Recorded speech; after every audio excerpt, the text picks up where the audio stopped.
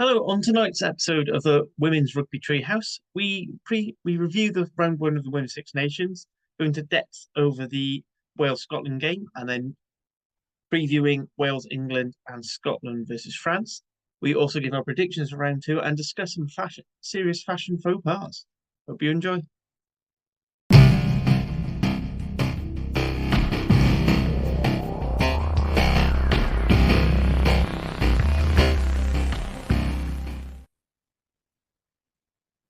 Hello and welcome to the Women's Rugby Treehouse. As you can tell, I am not Hugh. In fact, I'm Harley. Hugh is in trouble with Thistle the cat for missing feeding time, so he's had to miss out on this pod. But I am joined by the other captain doctors in Juliet and Shans, and we're also joined by two debutants on the podcast in Hattie and Leslie.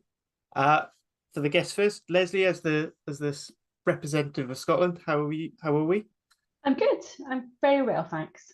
Another day done. One day closer to the weekend. Feeling really good about that win. Yeah. Hattie again. So Leslie's done podcasts with you before, and believe with me, I can't remember. There's been too many pods, but Hattie, I think this is a close on podcast debut for you, certainly in this is rugby. Actual debut. So how are we feeling with the first cap nerves? We'll get there. It will be. We'll see what it is at the end, I guess. Excellent stuff. Now, Julia Shans, how are you? Since we last spoke, there haven't been any real scandals. I know I can't cope really. I need a scandal. Keep me going. I think that's how we managed to get this scheduled today, was by just planning on doing it like 20 minutes before we jumped online. We narrowly escaped any scandals, but I'm keeping an eye on Twitter. I'm gonna see if we get yelled at. I'm gonna see if anything fucked up happens. There's still time. There is so much time.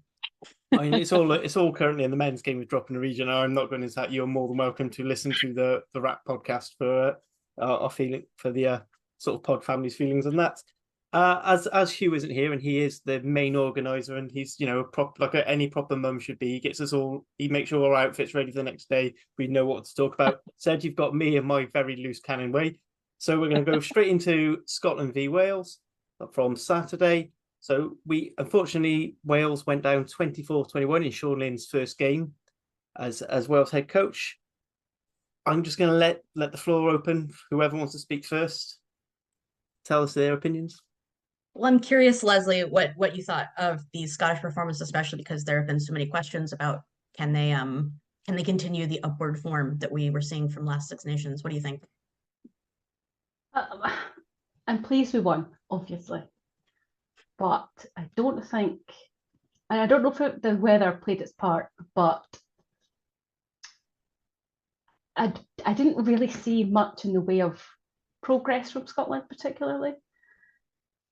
Don't get me wrong, they did some nice things, but they always do some nice things, and it was much of a muchness without anything that I thought, oh wow, this is new. They've worked on this, which is a little bit disappointing given it's a World Cup year. But it's only one game at the end of the day, and it was pretty horrific weather. We'll see how the rest of the six. Is it giving you any confidence going into France week? No, not really. Well, I say that. It was really close last year. It was 15-5, and they probably should have won it. And I mean, Scotland. The rugby and the rugby world mumbling is all that if anybody is going to beat Scotland this year, or if anybody's going to beat France this year, it's Scotland. So I no. Yeah, no. I don't think so. They're not unlike the men in a lot of ways. They do lots of good, but to what effect? There's not enough there to get them to the next step yet. I have some issues around the coaching setup. That was going to be my next question, actually, because that's been something that they've been addressing, and it seems like something that they want to highlight, which I found kind of weird, especially coming from being a Welsh fan. We spent so many years trying to keep all the spotlight off of our coaching. Yeah. Scotland has seemed instead to be really proud of the progress that they're making with coaching, but I think Brian Eason is he's a very experienced coach. He's been around forever. But our forwards coach, who is an ex-player, and don't get me wrong, he seems like a very nice man, no qualms about that, but his only experience that I've been able to look and find was 6 weeks in the Celtic Challenge with Glasgow Warriors last season. Was always Yeah. Which this is meant to be the pinnacle of the women's game in Scotland, and we're using a coach with no coaching experience or very little coaching experience, and I think it does the women's game a disservice. We should be using the best coaches we have, with the most experienced coaches we have, not a guy who finished up 6 months ago and who's been dropped into the international women's team. I don't think, anyway. Yeah, something that they tossed him to toss him something. It feels a bit jobs to the boys. It might not be. I might be totally on the wrong track, but it very much feels like he's a good SRU guy.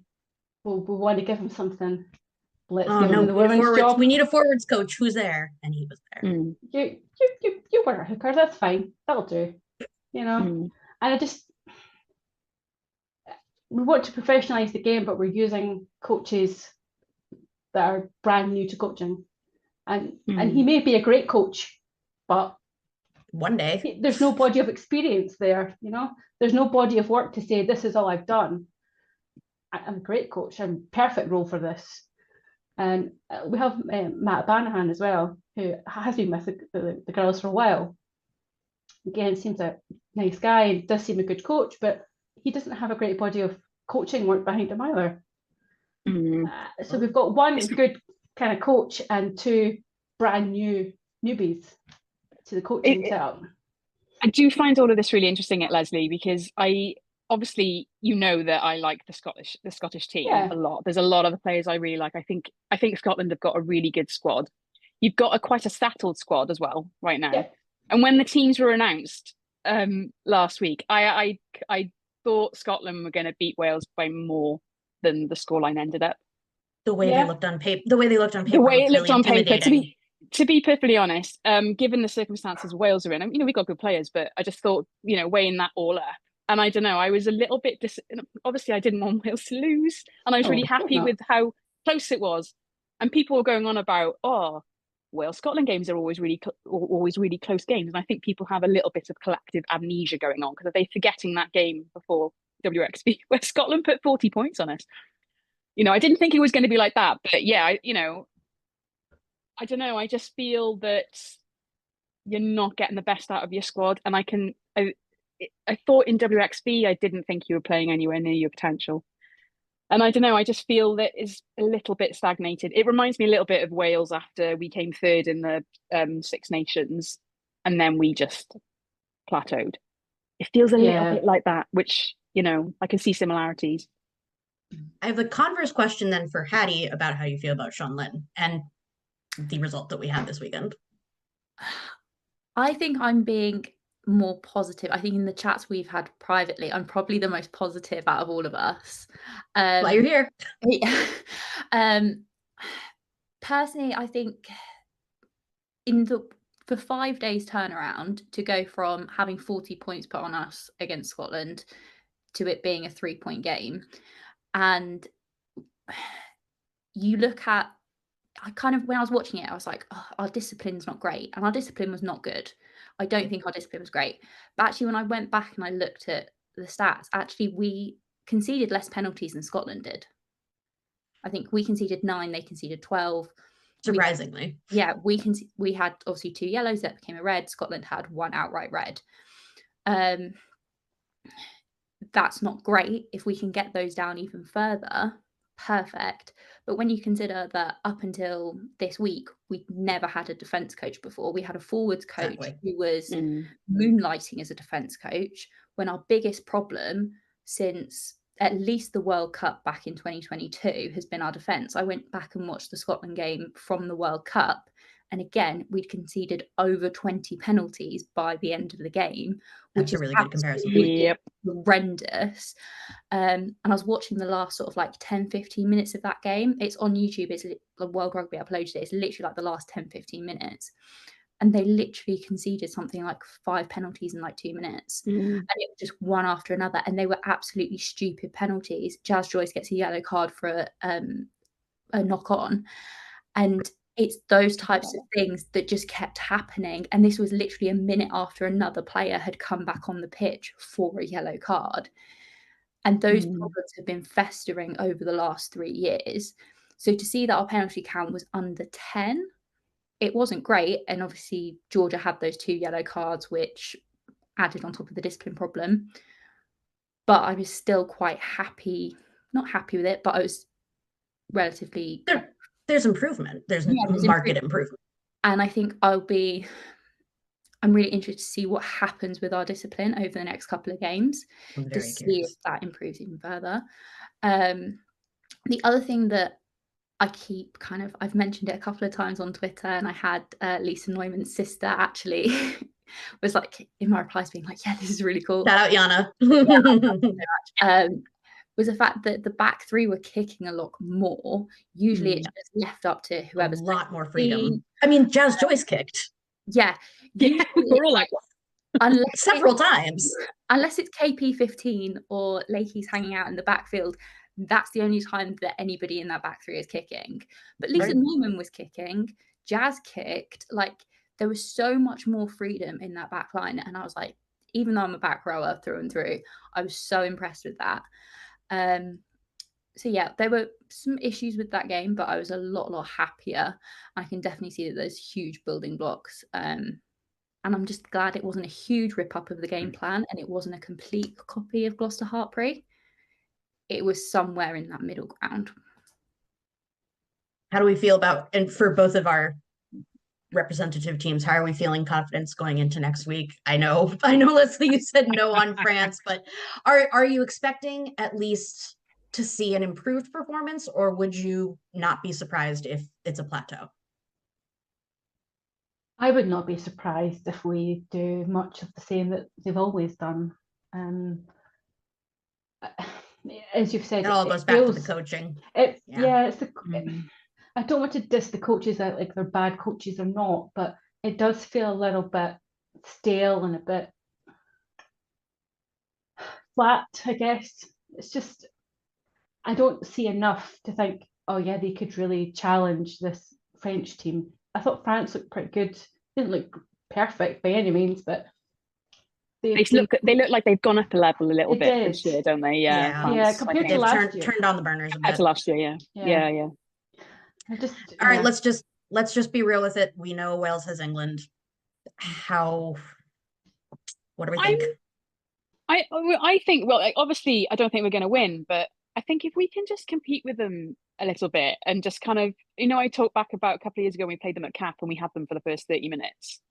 If we can kind of, do a bit of that and rattle them a little bit, it is definitely going to be a case of if we can do that and score a couple of tries and hopefully keep the scoreline down, I'll be happy with that. I was going to say, oh, sorry, please. Sorry.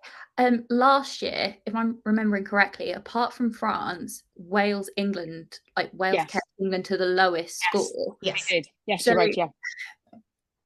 Like, if you look back at the CAP game that Sian was talking about, you look back to last year, I think if we can look at the first half, see what happens in the first half, I'll judge it off that.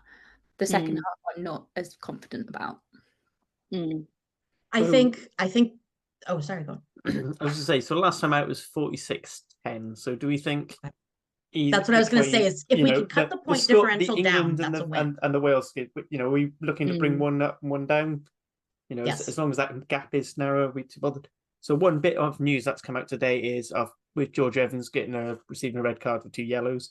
That has been deemed enough sanctions, so she is free to play. So, question I do want to pose to all of you is: do you think, given the problems we had with her discipline, because especially playing in the back row, it's a bit more of an obvious position where you can't get away with some of the things she might get away with at Saracens in the second row.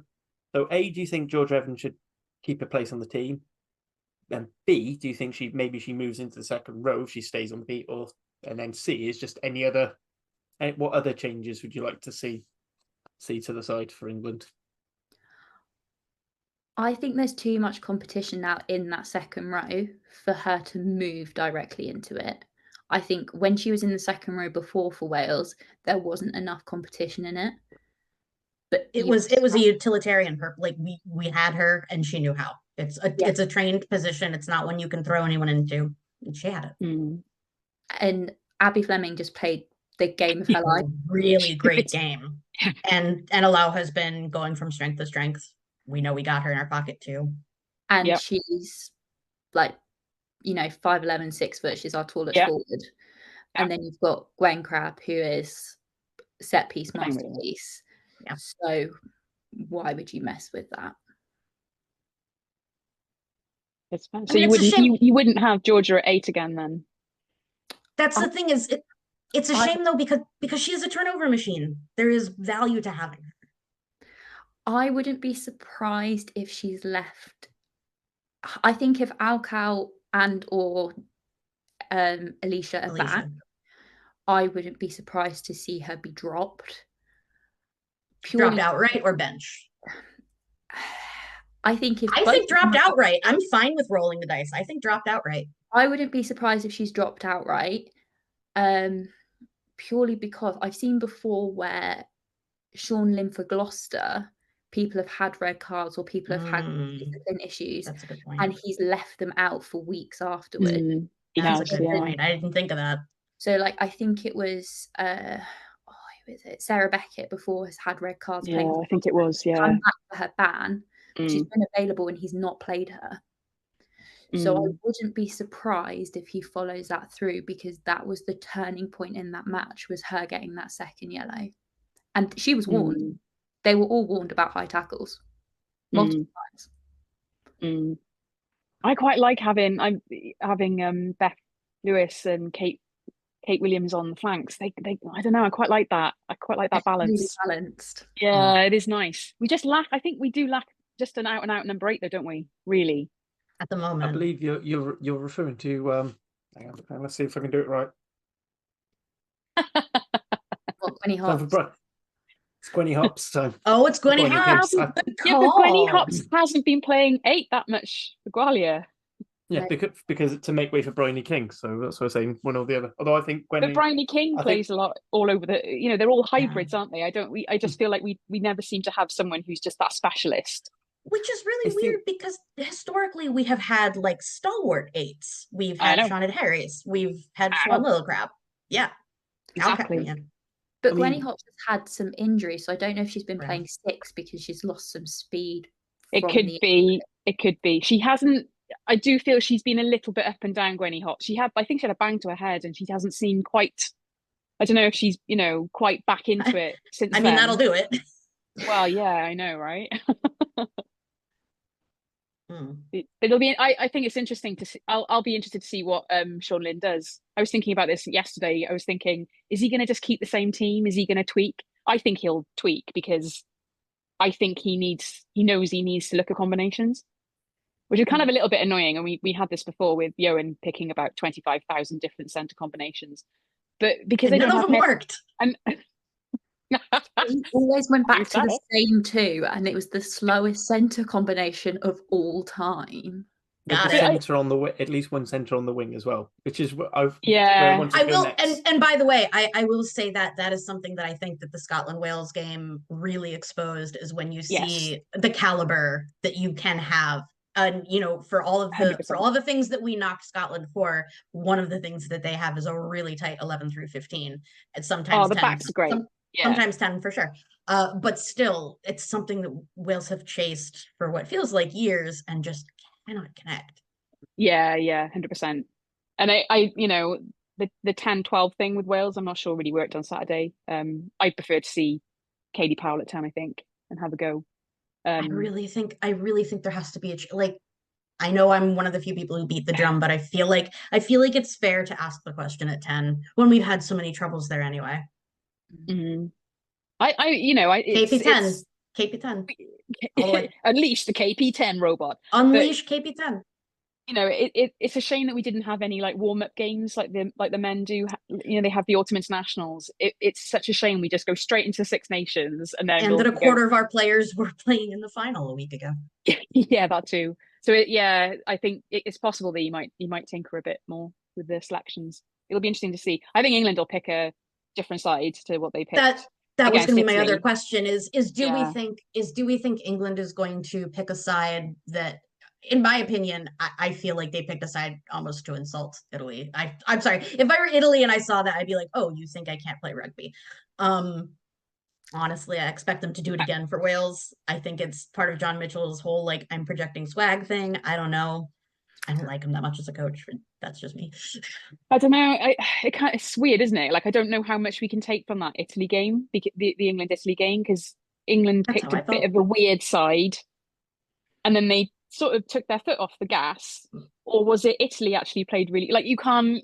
It's just really hard with games like that, isn't it, to tell? And especially for we do have to at least touch on the other teams. And I was going to say, it's why I'm really not, I was going to ask the panel what we think about Italy, Ireland, just because that's one I don't really know. Ireland will win, but I don't know if it'll be a walkover. And I was curious what everybody else thought.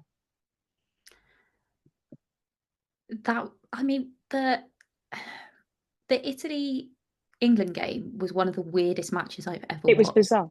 That was why we're having trouble. Yeah, we're having trouble like putting our fingers on 100%. it. I don't know what it was, but it was weird. It was so weird. The team played well. Like Italy played terribly, and so did England. But still, Italy played terribly, but still managed to keep England to one of their lowest points differentials with them over the past 3-4 years that they were showing. But I don't know if England, almost got to a point, it was like there was like a switch in England's brain where they hit 4 tries and then they were like, and then we're like, forget it. I think they switched off. I 100% do. I 100% think it.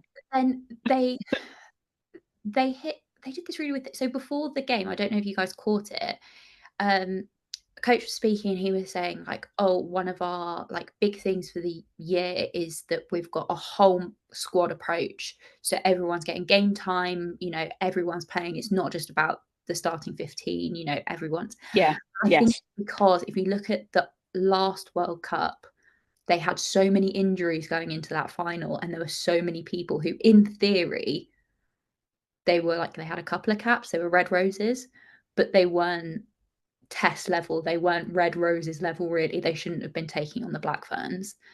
And then there was also people who never had the approach of like, they were just used to scoring 70 and they weren't used to defending. And obviously they played that Canada game, and you had Ellie Kildan, who is World Player of the Year, and she's having to defend for long stretches, and she lets off a really stupid yellow card because she's frustrated. So I don't know if there is some sort of game plan of like you hit 4 tries and then you have to defend. I don't know if that's their game plan or whether it was just a weird match and they just let their foot off the gas. So I don't know if they're playing like mega mind rugby or what. I don't know. I don't know. I don't think so. I think they just do you the game is one. It kind of devalues the Six Nations a little bit with England constantly rotating. It's a bit of an FU to the rest of the teams, like we're so good, we'll just rotate, it's fine, we'll win anyway. Kind of exactly. We'll bring in a bunch of our 19-year-olds who, you know, kind of start on their PWR teams every week. Whatever, doesn't matter, you're so bad. That's how it felt. But then it sucks when they're going out and they're winning, you know, right? Like, and you don't want them whopping last year. They're damned if they do and damned if they don't, really. To be fair to, I mean, I don't like being fair to Red Roses, but no, to be fair to them, if they win by 60 points, everyone's like, well, they're the Red Roses, they should be winning by 60 points. And if they don't win by that many, then everyone's like, oh, they, you know, played shit and all this kind of stuff. So they kind of, they're just so far ahead of everyone. It's frustrating. But we have been one of the groups of people among several, not just us, that like I simply don't feel that they are still so far out ahead that there will never be catching up. First of all, it doesn't help us. It doesn't help us to believe that anyway. But also, there is evidence that there is there is improvement elsewhere. Nobody thinks they're going to beat England in this Six Nations, but like eventually there has to be a point where someone can, right?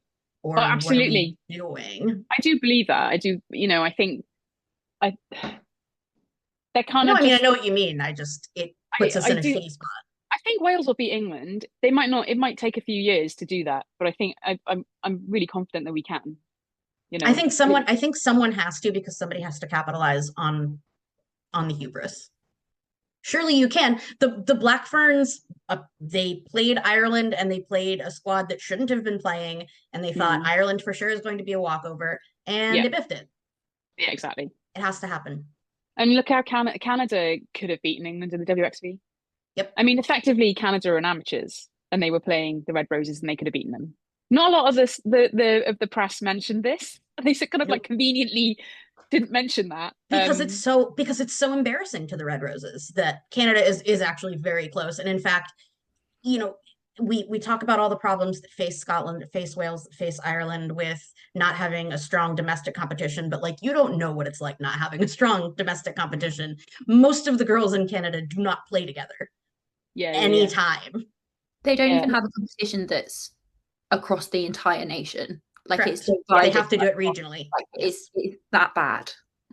Right. And if you can pull together the skills and the will to do it, you can have, whatever. Everybody knows this podcast is very strongly Canada to win the World Cup. but I really go Canada. But I really do think I would assume that somebody in the Six Nations will eventually see what Canada is doing and be like, we could do that. I'm curious who. I genuinely think so, but it does take time and it does take investment, and we need the WRU, we need the Scottish Rugby Union and the Irish Rugby Union to basically back their teams. And a lot of that is to do with pathways as well. And you can't. I was just going to say, I don't know how a pathway overnight. And I don't know how long you can rely on all three of those nations individually doing their own thing and being like, well, let them see how it goes. Giving them no I mean, we're glad about the Celtic Challenge. This is where this is leading. We're glad about the Celtic Challenge because it's the closest thing that they've had to getting to have the competition at that level. Ideally, Celtic Challenge keeps getting better, and maybe that will be the pathway. But that's one pathway, man. Yeah. And you touched on just then, the unions are each of the Celtic. They all have their own plans too. Yeah, and they're all using the Celtic Challenge differently. So yeah, there kind of probably needs to be a bit more of a unity on that as well. Yeah, there's a lot to fix, but I can see. I don't know. I feel like there is that shift. I think there is a bit of a wind change. I don't know how everyone else feels about that. I do feel like there is a bit of it's starting to happen. For me, I think of it as looking, and forgive me for this because I'm going to have to, because it is a great example as far as looking at Italy, doing the Italy men's side during their Six Nations. So it started off, everyone basically just threw out their B or C team, whatever, and Italy were getting nilled. Then all of a sudden, Italy started getting better and better and better, and the title started getting narrow. So then teams started having to put stronger and stronger 15s out. And then all of a sudden, they were putting their first choice 15 to try and get as many points. And then it looked like Italy had gotten much worse because the scorelines got much bigger. And I feel like what we're seeing now is England are at that stage now where if they put their first 15 out, they will obliterate both sides. So it's now on the other teams to keep improving, to try and bring that lower. So you're earning the right to play the full Red Roses. I mean, they'll always have the argument, oh, we're just building depth. Because if we lose a key player in the World Cup semi-final, then we need to know we've got someone who can take place because they've cocked it up so many times since 2014 now. I'm going to say since 2014 they kept cocking it up. Sorry. Arguably, they have lost, like when they lost Zoe Harrison like a couple of years ago when she went out with her injuries. Like they had that little crisis at 10. They've had, a couple of those kind of big crises where they were absolutely had those key players in those positions who were dominant in that position. They were the starter. The person behind them really wasn't very experienced. That person gets injured and they were screwed. And Or they you don't- have something like Just Breach and Abby Dowd at the same time. And you start seeing it. Yeah. So, and it's not like in some other nations where the difference in kind of quality and experiences, maybe that gap is a little bit smaller. When you've got the Red Roses and the experience and the kind of expectations is so high, when you're asking somebody to go from PWR level to Red Roses level, that jump has got to be absolutely enormous. And so it's almost unfair to expect a player to jump to that. So I kind of get why they're doing it. It's hard to hate on them too much. I mean, I want to because they're England, but I agree. No, but also, what are they to do? Yeah, what are they to do? Yeah, I totally get it. Like for example, how do you replace Mo Hunt? I'm convinced Right. she's the GOAT, right? She is just the best. You can't replace her. It's just, yeah. They've got she is sort of towards the end of her career. We don't know when she's going to retire, but they do have to think about who's going to come up next. Lucy Packer there, so I understand the thinking. I do get the logic. I actually think Wales have got more depth coming up in scrum half, but that might be for another conversation. 7 and 9 is always going to be positions of power in Wales. We so many of our have some names good scrum halves coming up. Other nations. Yeah. Well, yeah, it's why England had to steal Lucy Packer, isn't it? I know. Steal up and Cardiff Quins, but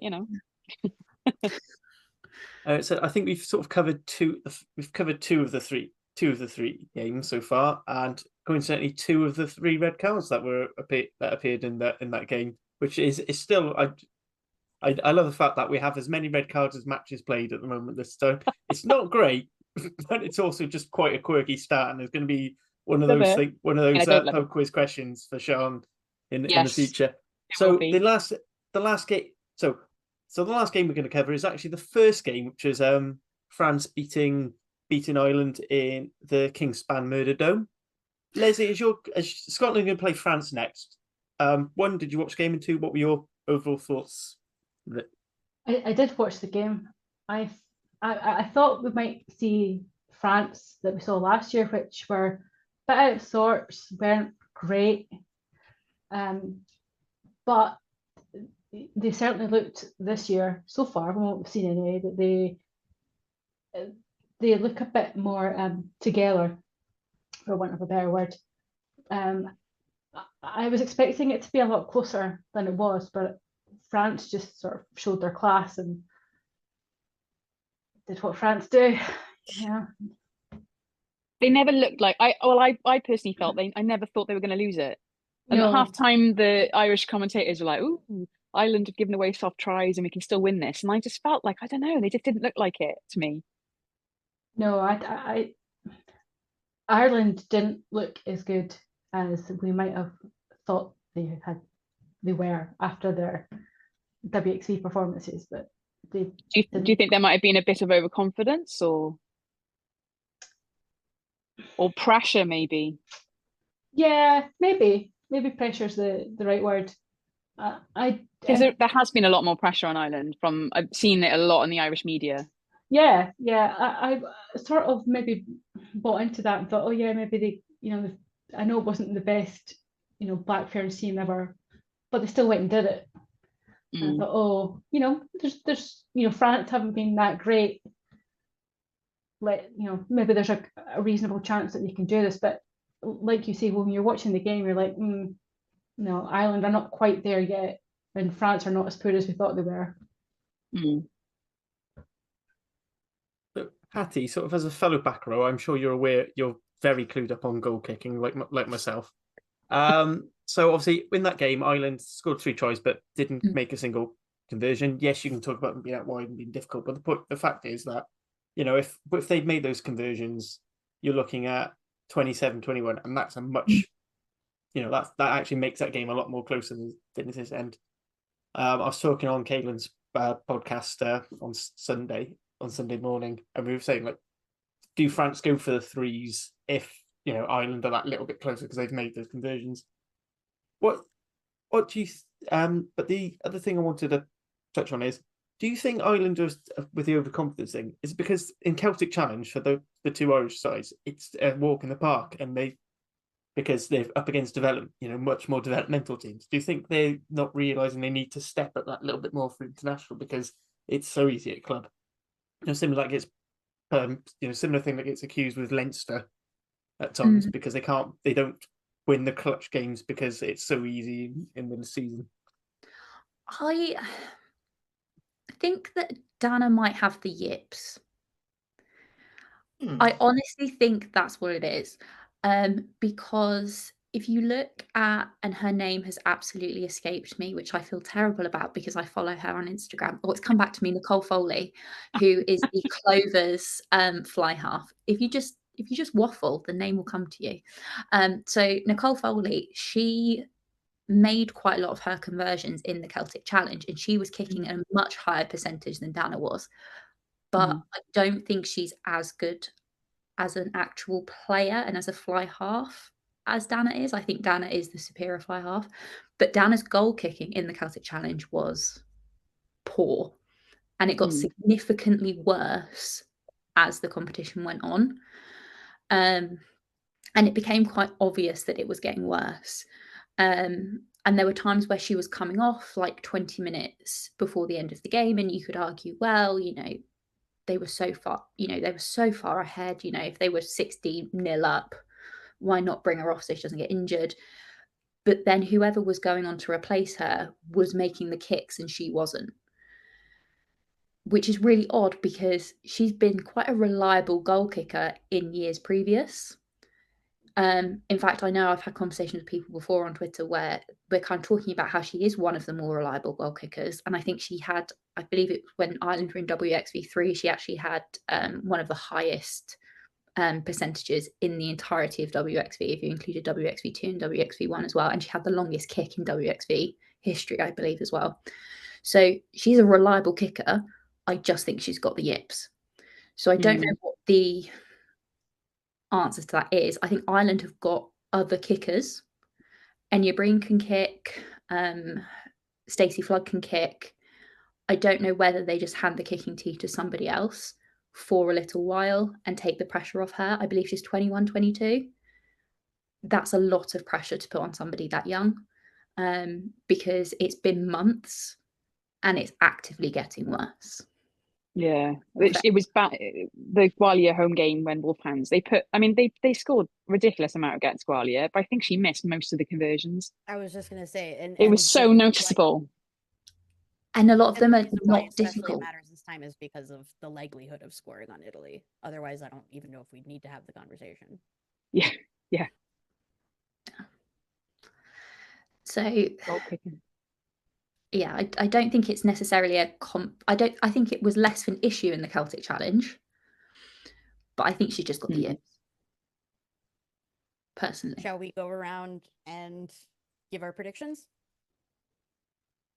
Yeah. Do you want to go game at a time, or each person go for the games? So just for anyone who isn't aware, the game's coming up, and just as my wife tries to call me, so it blocks the screen. So games. Oh, so right, on Saturday, so on Saturday we've got France Scotland at 1:00. Then it's Wales hosting England at 4:45, which I'll be honest, I quite like that as a time slot. And then on Sunday we have a classic Six Nations fixture in Italy hosting Ireland at 3:00 on the Sunday. So go on, start with guests first. Leslie, you want to give your predictions for the? You want just the winner or the score? Winner, and by how many, if you really fancy. I mean, I think winners for a lot of them. Yeah, that's actually perfect. I like that. France by 20. I did not expect you to say that. Yeah. Yeah. Sorry, Scotland girls, but I'm not convinced yet. But you never know. England by 40. Sorry, Wales, but That's fair. I think Ireland will probably win. I'm going to go Ireland by 10. Thanks, Seth. Hattie is the other guest. Oh, this is really hard. So the first game is France, Scotland, isn't it? So Yes. I'm gonna say France by maybe 15. Ooh. I think they're going to take penalties. I then have a bit of a bold prediction for Wales versus Scotland. I think England's going to win, and I think it's going to be like 20 odd points. But I wouldn't be surprised if Wales get a try bonus. I think they might get 4 tries. I'm in. I think they scored 4 don't tries doubt it. last Six Nations. Totally into that. I can't remember last time we scored 4 tries in a whole tournament. Yeah, Yeah. because we managed to get 2 tries against them last year, and then And we don't England. hate ourselves this year, so who knows? Yeah, we don't hate ourselves this year. England managed to usually nil Italy, and Italy scored on them twice, and Italy had tries disallowed against them. So I think we might get a try bonus point. I think that's fair, and especially from what we said earlier, if we really do predict that they might not field their absolute 15, that's totally fair. That's why I'm in. Totally in. I think that would be an amazing result, actually. If Wales scored 4 tries, I think that would be incredible. Sorry, go on. Then it ended up being a try fest. That'd be great. All right, what do you think for Italy, Ireland? Oh, I think Ireland by like 10. I think it's going to be closer, but Ireland will do it. I think it's going to depend on Ireland's goal kicking for me. I think. True. But then Italy's goal kicking is not good either. But Beatrice Bergoni, the number 1 player. Cannot goal kick. No, but she says she can. I've encountered players like that before. Yeah. We all have. All right, now for with the regulars, we'll go Julia first alphabetically. So Sure. All right, for me, for France versus Scotland, I also don't think it's gonna be a bloodbath. I would also say France by 12 to 15 because I see some penalty kicks being taken. I'll go 12. I'll have the big faith in Scotland. France by 12. For Wales, England, I also have more faith than I ever had before for this. I really wish we had team sheets, but we don't. So without those, I will say England by 21. And I could totally see Wales losing bonus points. And for Italy, Ireland, I'm also going to go 10. I just don't think anybody's going to successfully kick. For who? Ireland. Oh, for Ireland. And Sean? Okay, so I think France will win by 10. I think it'll be a bit closer than people think, but I think they'll win by 10. I think Wales will lose. I think it'll be about 30 or 40 points. Let's go with 30, because I'm feeling optimistic. I think Ireland will win by. I think they'll win by 20. I'm just going to go with it. Oh yeah. All right. Well, right before we finish, I'm terrible at predicting scores. By the way, I'm absolutely terrible at this. I'm terrible at it too. That's why I'm trying to brush right by it. I did want to throw out one more thing, just because I have American privilege and we love to manifest destiny. I would like to say, the Women's Elite Rugby, our new pro league here in America, just launched this past weekend. Both inaugural matches were really fun. They are both also available for free replay whenever you'd like on the DAZN app. I want to say DAZN, but you're not supposed to. It's DAZN. It's so American. DAZN app, anywhere in the world, free for everybody. It's been a lot of fun, and this weekend is also going to be super fun. We're going to see some more matches, and most importantly, we're going to see the last 2 teams that didn't get to debut this past weekend, both of which feature a ton of USA Eagles, the expanded squad for the USA Spring Tour and for Pacific 4 has been released. So knowing now who all the names who are fit and will be coming out to try to make that official World Cup squad will be on display. If you're listening to this and you love women's rugby, please do give it a look. Especially if you are an American rugby skeptic, give it a look. Hopefully it'll change your mind. The memes and the sounds they'll be the thing that converts. Yes. Yeah, Absolutely. yeah. I have to say, the first round was chaos. I loved it. It was absolute chaos. If you like chaos ball, very much like every time America tries to play a sport that isn't traditionally theirs, it's a lot of fun. I'm really stoked that I got my Celtic friends to think it was fun. I didn't expect that. Yeah. Do you want to see a back rower wearing leggings and blocks? Yeah. And this is the league for you. There was like an 83-minute shocker, and Hattie was like, "Yeah, but somebody was wearing leggings and blocks." Yeah, Yeah. as a retired back rower, it was the worst thing I've ever seen. And yeah, any forward wearing leggings is an immediate 3-week ban for me. But it does give me community rugby vibes. Harley. She then had blocks on top. Yeah, where else you? Well, yeah, because there's nothing to grip on with leggings. I've tried lifting people with leggings in training, and they're short, and they end up wearing hot pants. I think somebody complaining about the leggings and lifting and blocks maybe hasn't lifted people. Maybe Hattie didn't lift people. We don't know. It just seems like a safety issue. And also, they like, worked, didn't they? How did the block stick? I have so many questions. Yeah. It's called American Ingenuity. And were the blocks on top of the leggings, or the leggings over the blocks? On top. They were on top. Taped over. The tape was on top of the leggings. Yeah, taped over. They're gonna move. At least they won't get they? Have you ever been in Chicago in the winter? It was a crime against rugby fashion, quite frankly. Oh my god! New pod segment. Hattie, you're gonna have to come back. It was that, and there's also a Italian winger that I find has very horrendous fashion as well. A men's Italian winger. So I've got multiple. I'll have to make a list for you. And Capawat. So 6-year-old boys are allowed to wear what they want. It's not Capawat, so he's allowed. He's only 12. Well, after that diversion into to fashion faux pas in rugby, I'd just like to say, if you enjoyed what you've listened to tonight, please give the pod a like and subscribe, or a nice comment on YouTube. If you make it nice and sarky, Lee, the producer, will comment back with you and try and enter a funny debate and see how ridiculous you can make the replies. It was including a weird and oddly fascinating thread about me and spreadsheets on the latest episode of Rat. Other than that, please like the pod. We are on Blue Sky and the artist formerly known as Twitter. Hattie, Leslie, how can we get hold of you if people want to hear more of what you've got to say? I'm on Blue Sky, Miss Owl Panda. Catch me there. And I'm on Twitter and Blue Sky at Claire Sourfix, which my name's not actually Claire, so please don't call me Claire. That did confuse me when I first followed you. I was like, why are we calling her Hattie? But if you like bake-off puns, if you like baking puns, I'm excellent.